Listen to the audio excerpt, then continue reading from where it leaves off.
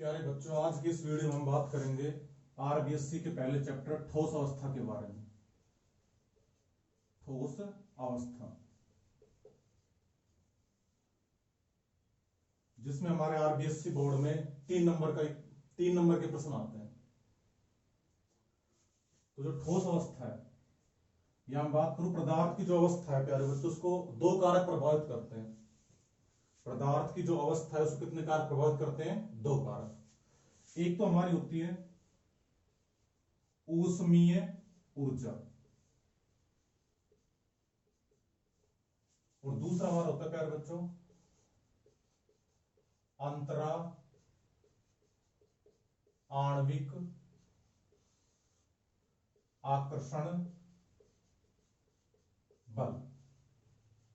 तो पदार्थ की अवस्था से 2 कारक प्रभावित करते हैं। एक होती है ऊष्मीय ऊर्जा और एक होता है हमारा अंतरा आणविक आकर्षण बल।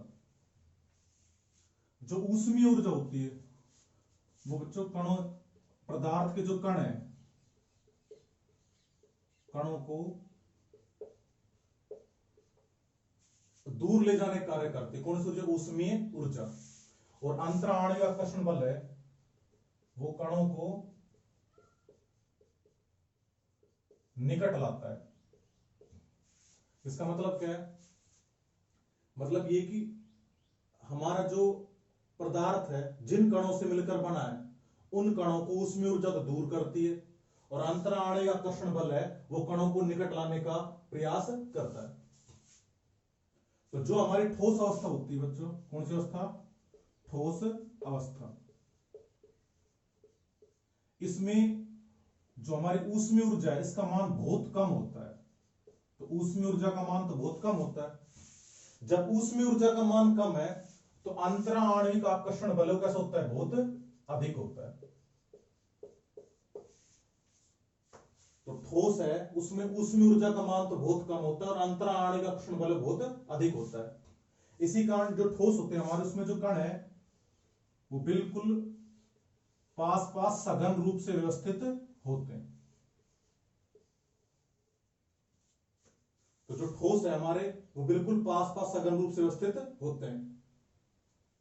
तो ठोस, उसमें पहले ये अवयवी कण हो गया और ये दूसरा अवयवी कण, इनके मध्य जो अट्रैक्शन है या आकर्षण है, वे कोई ना कोई तो आकर्षण है।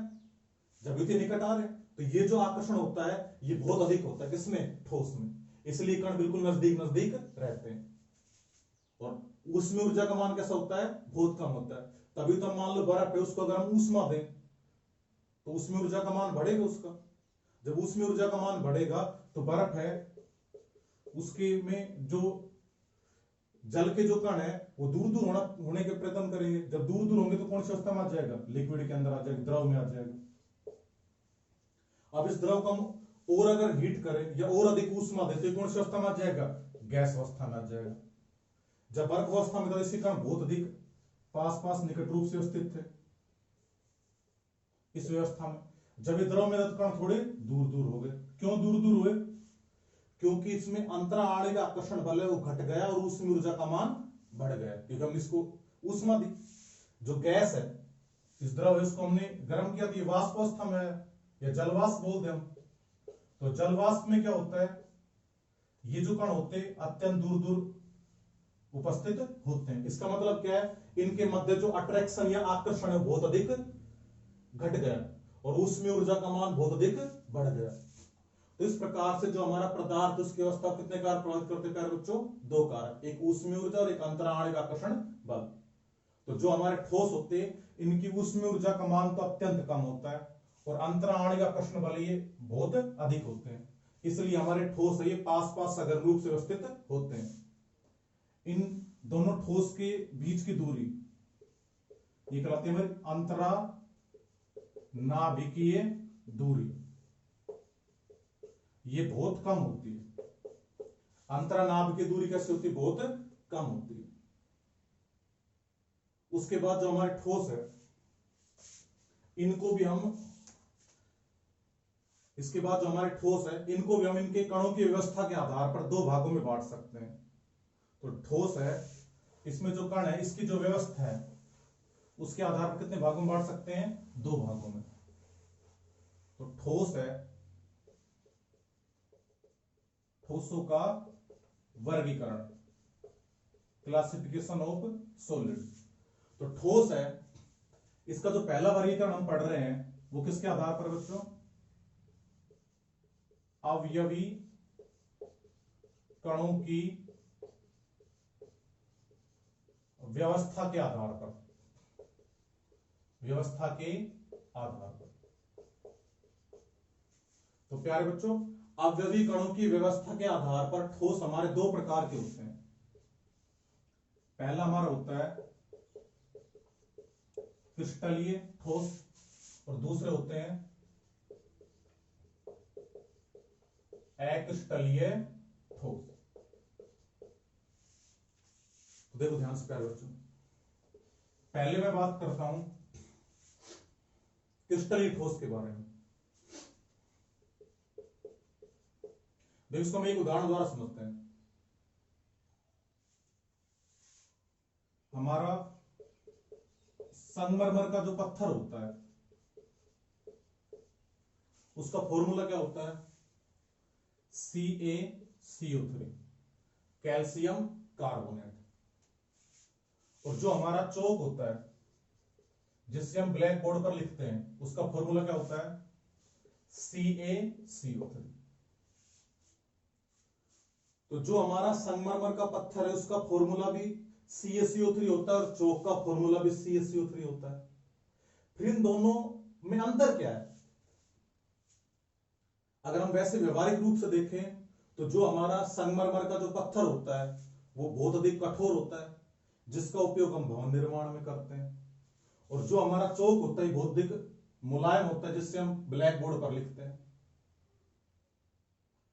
तो जब दोनों का फॉर्मूला अंतर, इनकी जो प्रॉपर्टी है, इनके गुण, इनमें अंतर किसके कारण होता है? तो इनमें प्यारे बच्चों अंतर होता है कणों की व्यवस्था का। किसका? कणों की व्यवस्था का। इन दोनों ठोसों में जो अंतर होता है कणों की व्यवस्था का। जो हमारा संगमरमर का जो पत्थर होता है उसमें कणों की व्यवस्था एक नियमित या एक निश्चित होती है।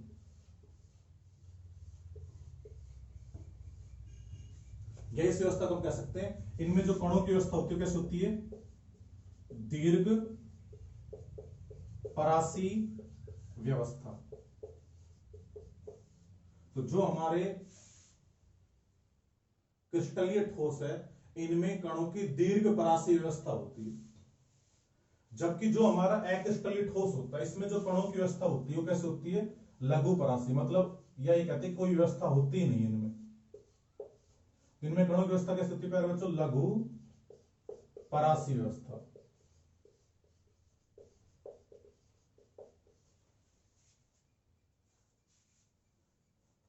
तो इनमें जो कणों की व्यवस्था है इसके कारण ही जो हमारा कैल्शियम कार्बोनेट से बना संगमरमर का पत्थर होता है अधिक कठोर होता है, जबकि इसी से बना चौक मुलायम होता है।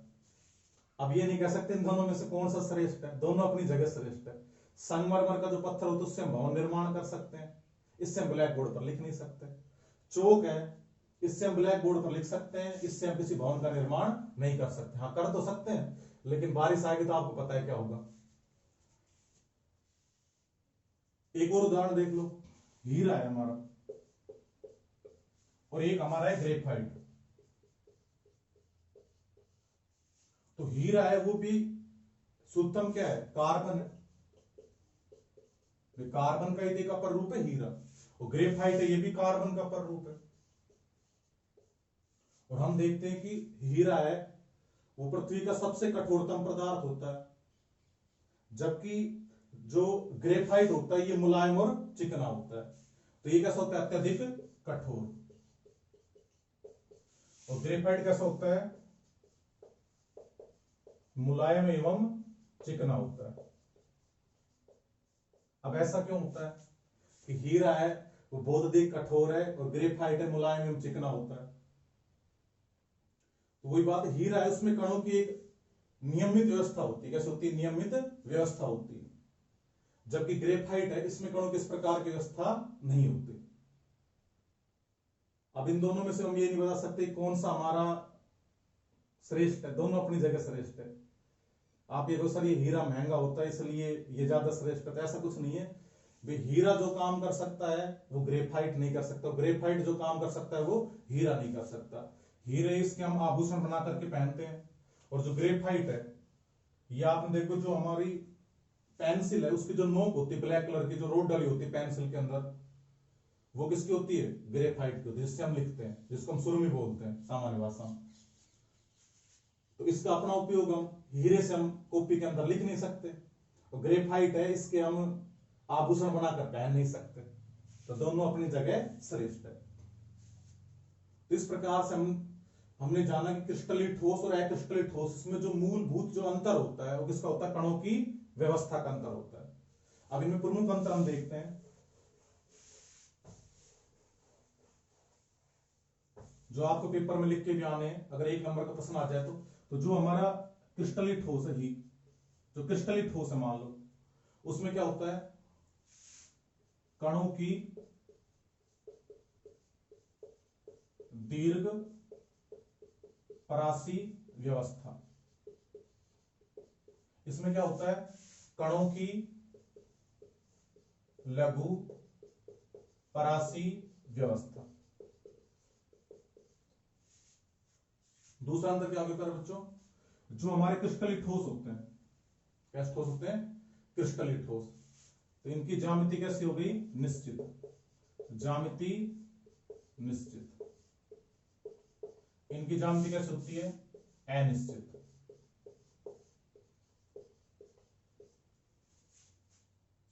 अगला अंतर क्या जाएगा बच्चों? जो हमारे क्रिस्टलीय ठोस है, इनके गलनांक एवं क्वथनांक ये निश्चित होते हैं। कैसे होते हैं? निश्चित। जबकि अक्रिस्टलीय ठोस है, इसके गलनांक और क्वथनांक कैसे होते हैं? अनिश्चित। देखो ऐसा क्यों होता है? तो जो क्रिस्टलीय, देखो इसको समझना ध्यान से, गलनांक और क्वथनांक निश्चित और अनिश्चित का मतलब क्या होता है? जो हमारे क्रिस्टलीय ठोस है, मान लो हमने इनको, कोई ठोस था, इसको हमने पिघलाया, तो जब पिघलाना शुरू किया तो मान लो इस ठोस ने 120 डिग्री सेल्सियस टेम्परेचर पर पिघलना शुरू किया, मान लेते हैं, और जब तक ये पिघला तो टेम्परेचर इसमें कोई खास परिवर्तन नहीं आया था। मान लो 120 से 121 डिग्री सेल्सियस, सॉरी, पिघलाया तो हमने, जो टेम्परेचर था 120 से 121 डिग्री सेल्सियस पहुंच गया। तो ये जब तक ये सारे नहीं पिघल जाते तब तक इनका जो टेम्परेचर वो फिक्स होता है 120 से 121। मान लो इस पर पिघलना शुरू किया तो इतना ही होगा इनका टेम्परेचर। जब ये पिघल जाते हैं तब अचानक से तापमान गिरता है इनमें। जबकि क्रिस्टलीय ठोस में क्या होता है, और अक्रिस्टलीय ठोस में क्या होता है?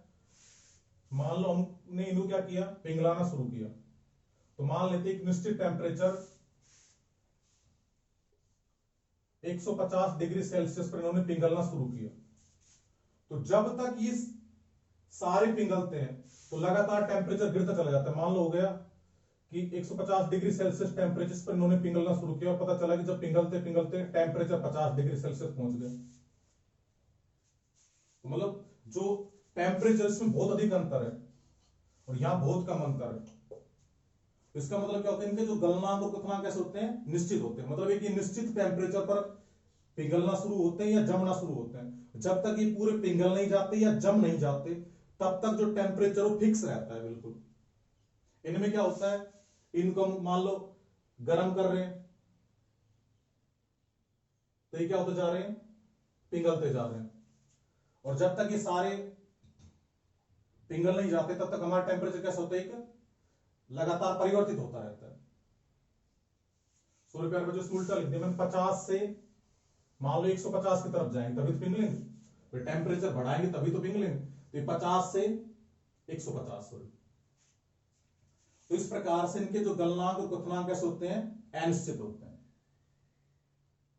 उसके बाद में इसकी पुष्टि अगले पॉइंट द्वारा हो जाएगी हमारे,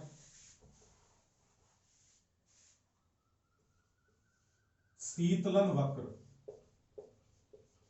शीतलन वक्र, तो क्रिस्टलीय ठोस इनके शीतलन वक्र वो कैसे होते हैं? असतत। और इनके कैसे होते हैं, सतत। देखिए होता क्या, शीतलन वक्र।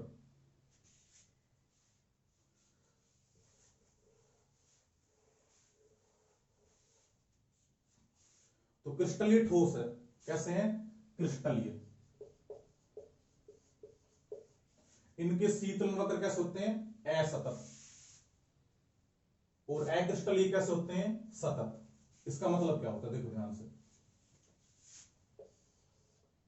यहां हमने टेम्परेचर ले लिया और यहां हम ले लिया समय,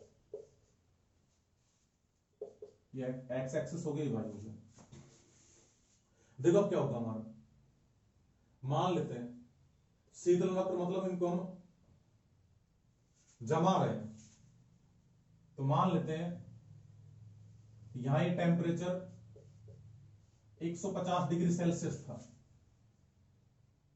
जिस पर ये पिघली हुई अवस्था में थे। एक पदार्थ है ए, जो 150 डिग्री सेल्सियस जब टेम्परेचर है, इस पर ये पूरी तरीके से पिघली हुई अवस्था में। अब क्या किया हमने, इस ए पदार्थ को जमाना शुरू किया। तो जमे कब, जब इसको हम ठंडा करेंगे। तो हमने इसको ठंडा करना शुरू किया। तो 150 डिग्री सेल्सियस जब टेम्परेचर था, तो ये हमारा कैसा था, पिघली हुई अवस्था में। अब मान लेते हैं हमने इसको टेम्परेचर दिया, तो एक फिक्स टेम्परेचर मान लेते हैं कि 100 डिग्री सेल्सियस पर इसने जमना शुरू किया। तो 150 पर तो ये पिघली हुई अवस्था में था। जब टेम्परेचर घट करके 100 डिग्री सेल्सियस हुआ, तो इसने जमना शुरू कर दिया। और जब तक ये पूरा नहीं जम जाता, तब तक हमारा टेम्परेचर फिक्स रहता है, कितना, 100 डिग्री सेल्सियस। देखो समय लगातार बढ़ रहा है, अभिक्रिया लगातार हो रही है, लेकिन टेम्परेचर फिक्स है, कितना है, 100 डिग्री सेल्सियस। जब ये पूरा जम गया, तब अचानक से टेम्परेचर गिरता है हमारा। तो मतलब क्या है इसका, तापमान के साथ इसमें लगातार परिवर्तन नहीं होता। एक फिक्स टेम्परेचर है, उस पर ये जमते हैं। जब तक पूरे नहीं जम जाते, तब तक तापमान स्थिर रहता है। और जब ये कंप्लीट जम जाते, तब अचानक से तापमान में गिरावट आती है। इसका मतलब है कि समय के साथ इनमें लगातार जमने का गुण नहीं होता। एक फिक्स टेम्परेचर पर ये जमते हैं, और जब तक पूरे नहीं जम जाते, तब तक टेम्परेचर कैसा रहता है, फिक्स रहता है इनमें। जबकि जो हमारे अक्रिस्टलीय ठोस होते हैं, इनके जो शीतलन वक्र कुछ इस प्रकार से प्राप्त होते हैं। यहां टेम्परेचर हो गया, यहां हो गया हमारा समय। इनमें क्या होता है, इनके शीतलन वक्र कुछ इस प्रकार से प्राप्त होते हैं। इसका मतलब क्या है कि हम लगातार इसको ठंडा करते जा रहे हैं, और ये लगातार जमता जा रहा है। मान ले हमने इसको, इसने जमना शुरू किया, मान लेते हैं 140 डिग्री सेल्सियस टेम्परेचर पर, और पता चला कि ये जब जमता गया तो लगातार टेम्परेचर गिरता जा रहा है। टेम्परेचर गिरकर मान लो हो गया 50 डिग्री सेल्सियस, ये फिर भी जम रहा है। तो इस प्रकार के जो वक्र होते हैं कैसे कहलाते हैं, सतत, मतलब तापमान के साथ लगातार जमना। इसमें क्या है, तापमान एक स्थिर हो जाएगा, तब जाकर के जमेंगे, फिर अचानक से टेम्परेचर गिरेगा। तो इनके तो हमारे शीतलन वक्र कैसे प्राप्त होते हैं, असतत, मतलब लगातार परिवर्तन नहीं होता। इनमें क्या होता है, सतत, मतलब लगातार परिवर्तन होता है। अगला अंतर क्या आ जाएगा,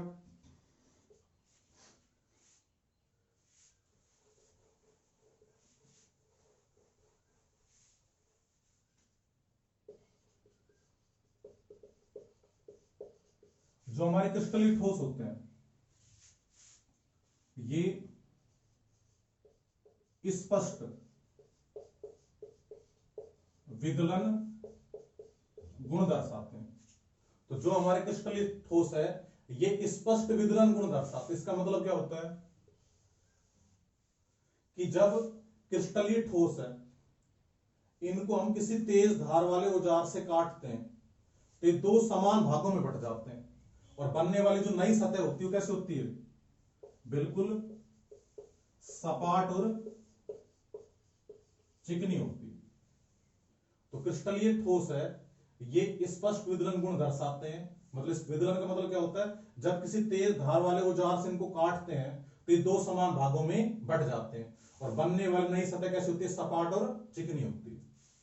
जबकि जो हमारे अक्रिस्टलीय ठोस होते हैं ये अस्पष्ट विदलन गुण दर्शाते हैं। कैसे? अस्पष्ट या अनियमित विदलन गुण दर्शाते हैं।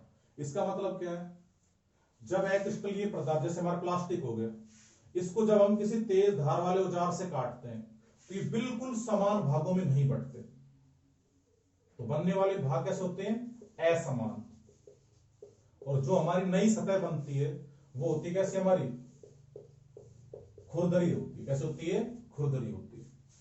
तो क्रिस्टलीय ठोस है वो स्पष्ट विदलन गुण दर्शाएंगे और ये अस्पष्ट विदलन गुण दर्शाते हैं। एक अंतर ये होगा इनमें। एक अंतर प्यारे बच्चों क्या होता है, जो हमारे क्रिस्टल ठोस है ये विषम दैशिकता दर्शाते हैं, जबकि अक्रिस्टल ठोस कैसे होते हैं, समदैशिक।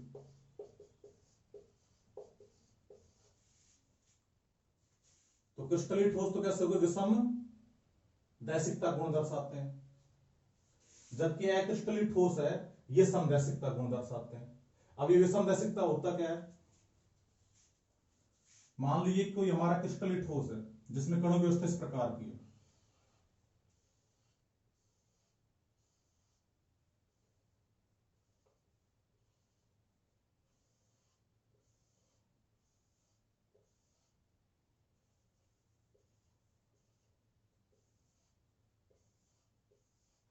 ये कोई हमारा क्रिस्टलीय ठोस है और इसमें कणों की व्यवस्था इस प्रकार से है, या एक प्रकार की ए प्रकार की परत के कण हो गए, ये मान लो बी प्रकार की हो गई। ए है वो खोखले कण हो गए थोड़े और बी ठोस कण हो गए, फिर खोखले ठोस, खोखले फिर ठोस, इस प्रकार से कण आ जाएंगे।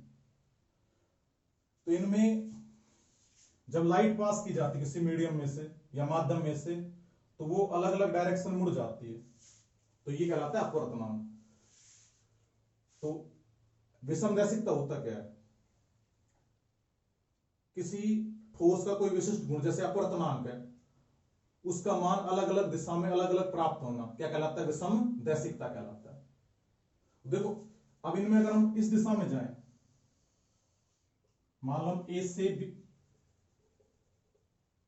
मान लो एक्स से हम वाई की तरफ जा रहे हैं, जब एक्स से वाई की तरफ जाएंगे हम तो हम देखेंगे कि इधर की तरफ तो हमारे कैसे कण आ रहे हैं, ठोस कण, इधर कैसे कण आ रहे हैं, खोखले कण। तो दोनों तरफ मतलब इधर की तरफ तो कैसे कण है हमारे ठोस कण, इधर कैसे हैं, खोखले कण। मान लो इस प्रकार से, मान लिया हमने ए से बी की तरफ जा रहे हैं, तब भी देखो कणों की व्यवस्था अलग अलग है। यहां कैसा है, खोखला कण फिर ठोस, फिर कैसा आ गया हमारा खोखला, उसके बाद में ठोस। तो पहले इसमें जब हमने एक्स से वाई की तरफ गए तो हमने देखा कि एक तरफ तो हमारे कैसे आ रहे हैं ठोस कण और एक तरफ कैसे आ रहे हैं खोखले कण, जबकि यहां खोखला भी आ रहा है और ठोस भी आ रहा है। तो अलग अलग दिशाओं में जो कणों की जो इस प्रकार से जब जाते हैं तो व्यवस्था चेंज हो जाती है, जिसके कारण इनके गुणों में परिवर्तन आता है। तो यही गुण क्या कहलाता है, इसका विषम दैशिकता। तो किसी ठोस है उसके किसी एक विशिष्ट गुण जैसे अपवर्तनांक का मान अलग अलग दिशाओं में अलग अलग प्रेक्षित होना विषम दैशिकता कहलाता है। दूसरे क्या होते हैं, समदैशिक। समदैशिक का मतलब क्या होता है, इनमें कणों की कोई व्यवस्था होती नहीं है, कण कैसे होते हैं, अव्यवस्थित रूप से व्यवस्थित होते हैं। तो किसी भी दिशा में जाएंगे हर प्रकार के कण मिलेंगे हमको, तो ये कैसे होते हैं, समदैशिक होते हैं। तो इस प्रकार से हमारे क्रिस्टलीय और अक्रिस्टलीय ठोस में ये हो गया अंतर।